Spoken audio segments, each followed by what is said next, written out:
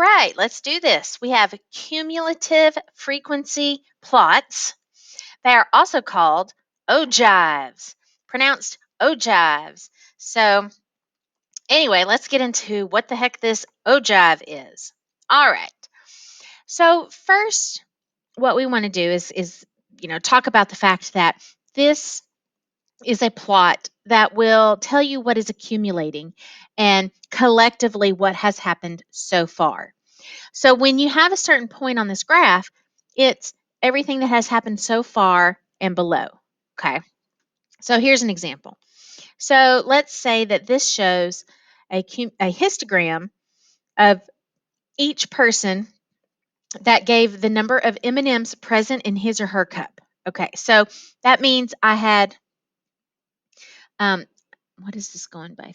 So however many people it is, I had 10% of them give me 10% of my students had between 30 and 40 M&Ms in their cup. Okay? Now, what happened was I added this section right here. So that means 15 more percent, because that's probably taking me up to about right here. An additional 15% had between 40 and 50. So see, this section here is what's new. All right, that's the new part. But I'm accumulating. So that means that this bar is going up to this 25% mark because it is the 10% that I started with plus the additional 15% of students who told me they have 40 to 50. Okay, so then that means if we take a look at this next one here, then here I've got an additional, what, 5? So it looks like about 25%, almost 20, and more 25% of my students have between 50 and 60 in their cup. That brings me up to 50%, or about close to 50%. Okay, now, then this is just about 10% more. So I'm about at 60%. Okay. So there's kind of what's happening. Now, so then what happens is to make this cumulative plot, we put a dot at the maximum value of each one of these bars. And then you can see that's how we get a ogive, a cumulative frequency plot. Notice it will end here at 100%. So that tells me 100% of students have 100 M&Ms in their cup or less. Okay? 50% of students looks like they have 60 M&Ms in their cup or less. All right? So that's important. This percent of students have this many M&Ms or less. Okay? Y percent of students have X amount or less. Okay, so remember that when we're doing our interpretation. So what this makes easy is it makes it easy for you to transcribe on top of a chart a box plot, and you can easily then see frequencies. So let's take a look at this. One thing we do want to watch is make sure that this y-axis is percent, because I think a problem that we have either in the homework or next, it actually gives numbers of items instead of percent. But all right. So what we have here is I'm looking at this side, and I can see then that this location right here is my 25% mark. So I can follow that over here, and then that is how I know where Q1 is happening. Okay. And then I have my 50% mark, and so then I can follow that to my graph and follow that on down, and I can see what the median is if I could draw straight with my mouse, and so on. So then here, let's see, that's 80%. I must have asked a question about that. Oh, this here is the 75% mark, which is why it's here. And so then if I followed that down, that's why that's Q3. Okay. So that's telling me that I can do the 5-number summary. I know my min, my Q1, my median, my Q3, and then I can follow along here, see, and right here is my max. So I can see then that my max is 90 or 95. I don't know. I might have gotten that wrong. Okay, so let's move on. So what percent of scores were less than 25? So here is this 25, and so that was at the 50% mark. That's so I know 50% were less than 25. Okay, moving on, let's see. FYI, we also have the ability to then, once we have this 5-number summary, we can determine what this IQR is. So that IQR was 20, and then I can compute my upper fence and my lower fence. My lower fence would have been a negative number, but look, I made this dotted line right here. That's where my upper fence is. So these pieces of data here, these additional pieces are outliers. But the reality is that these ones that are flat across here, that is no additional data. So there actually wasn't anything happening, any additional pieces of data in this section here. Does look like we've got another piece of data right here. And then I don't know why this continues here because it looks about level. All right. So let's answer the next question. Here we go. What score would be considered in the top 10%? So the top 10%. So I need to go see, look, here's my purple line. Here is 90 right here percent. So that means top 10%. So anything from here and above is the top 10%.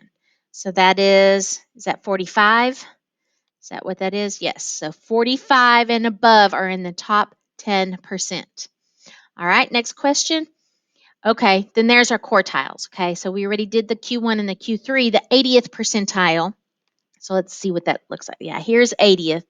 So I took my 80th, I came over to my ogive value, and then that looked to be about 37 or 38. Okay, moving on. IQR was 20, and so then I was able to, we'll talk about outliers here in a minute.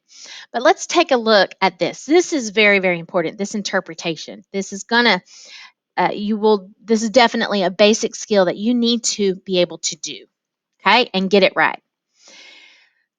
So we need to keep in mind that 55 is the x-axis, of course, and that's a score. 95 is the y-axis, and that's your percent, okay? So I always want you to start by saying y percent of the items get X amount or less. Y percent of the items get X amount or less. So in this case, 95% of the students scored 55 or lower on the AP test. Did you see how I added the context in there as well? So Y percent of items get X amount or less. All right, so then this one, 85% of students scored a 40 or lower on the AP test. All right. Okay, good. Just don't forget your context on that.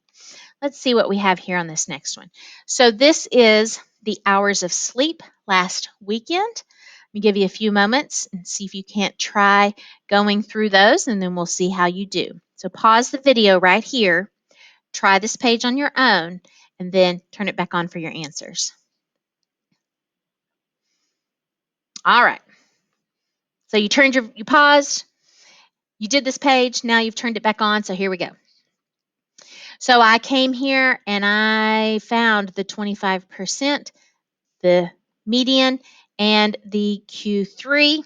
So I had this, therefore I knew my IQR was 3. The median was at 10 hours of sleep. Okay, I did notice that this is cumulative frequency graph here on this left-hand side, important. All right, so next, compute the outlier fences. Are there any outliers, or how many? Okay, well, let's take a look.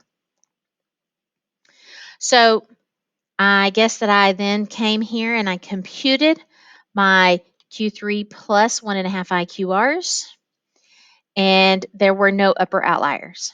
My Q1 minus 1.5 IQRs is 4. So if you look up here at my chart, see, look, here's this 4. So what's happening is I don't know exactly how many this is. I just know there's at least one. It looks like it's about 5 or 6% of these students in this sample, but I don't know how many that is. 5 or 6% of them had 4 hours of sleep or less. All right, so there's at least one. And now keep in mind that in order for it to be at least two, I would have to know there's at least one upper and at least one lower. That would have then said there's at least two. All right, so let's try this one here. Oh, here is our wording. Y% of students got X hours of sleep or less this past weekend. So 70% of students got 11 hours of sleep or less this past weekend, the whole weekend. Yikesies. All right. So here we have another problem. And so this one is talking about it says Coder Elementary students, the number of books that they read last school year. So there are actually 4 places where there is zero slope: D, F, H, and J. So these occur at 40 to, well, I put it here, look, about 38 to 48, 55 to 63. So I guess I don't agree with what they have written there. 72 to 81 and 90 to 100. Okay, so what does that mean? What is this flat zero slope meaning in context of this problem? Well, zero slope means we had no additional data to accumulate in that section. So in context, this means there were no students who read those amounts from 38 to 48 books, or 55 to 63 books, or 72 to 81 books, or 90 to 100 books. Okay? So no students read those many books. All right. Now, I think that might be it. I did want to just tell you one word of warning, and that is this here. On one of these problems that you're going to be doing, the second one in your homework, I want you to notice this is out of a 180-day Aspen ski season. So these numbers here on the left are cumulative frequencies. They are not relative to percent. So that means this is 20 days that had a high temperature of, or something, that high temperature, okay, or less, or something like that. I don't remember exactly. But that's 20 out of 180. So this is your 11%. And then here, 40 days out of 180. That's your 22%, and so on until you get to the 180 days of the ski season. 180 days of the 180 had this much temperature, high temperature or less. Okay, so something along those lines. So just be mindful of that problem when you go through and do this. All right, good luck with your assignment, and I hope that makes sense for you.